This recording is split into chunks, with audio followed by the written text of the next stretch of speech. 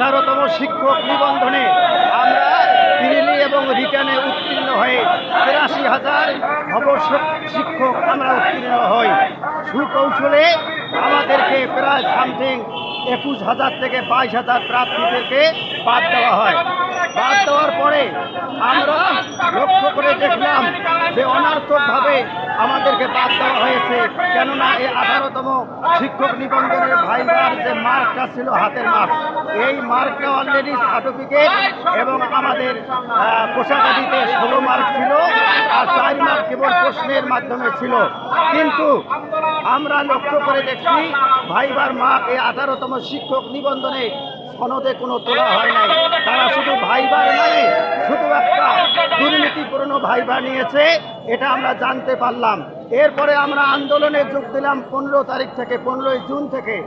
মাননীয় সাংবাদিকবৃন্দ, আপনারা আরও অবগত আছেন, 4ই জুন 2025 সনে ফলাফল ঘোষণা করার পরে গোপনে কিছু সংখ্যক ব্যক্তিবর্গ আবারও চেয়ারম্যান মহোদয়ের বাসায় যোগাযোগ করলে আবার 15ই জুন 2025 সনে 113 জনের পাস দেওয়া হয় যান্ত্রিক ত্রুটির কারণে।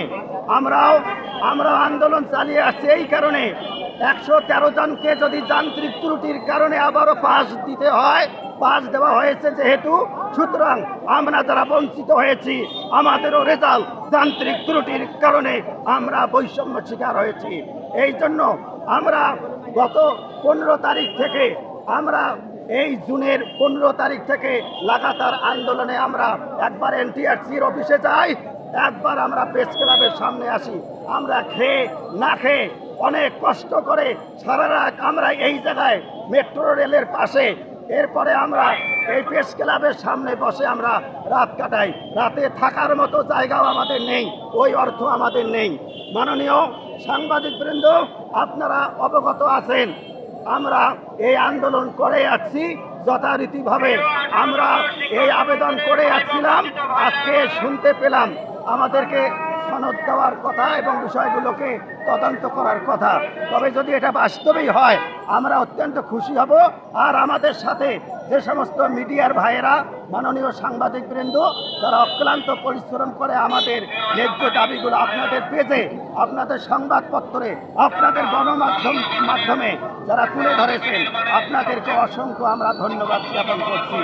আমি আপনাকে একটি কথা বলি, আমি খন্দকার মাসুদুজ্জামান, আমি ধারাবাহিকভাবে আপনার এটার প্রচার করে যাচ্ছি, কিন্তু আমি যতটুকু জানি আপনি ডবল MA এবং পাশাপাশি আপনার নামটা যদি একটু বলতেন, পরিচয়। নাম আমি হাফেজ মাওলানা রাশেদুল হক মুবাশশিরি, আমি লালমনিরহাট জেলা থেকে এসেছি।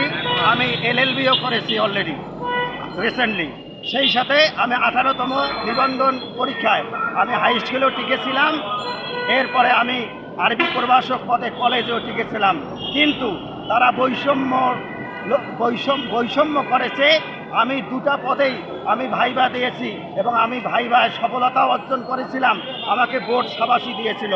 এরপরে আমি 4 তারিখে দেখলাম আমাকে ফেল দেখানো হয়েছে। আমি এখনও বলতে চাই, আমার মতন মানুষকে যদি এনটিআরসি আমার সাবজেক্টের উপরে যদি কোনো কারণে যদি আবারও ভাইবা নিয়ে যদি ঠকাইতে পারে, আমাকে হ্যারেস করতে পারে, আমি ঘোষণা দিলাম এনটিআরসির কাছে আমি আর জীবনে মুখ দেখাবো না, আমার ন্যায্য অধিকার তুলে আরও আমি ধরবো না।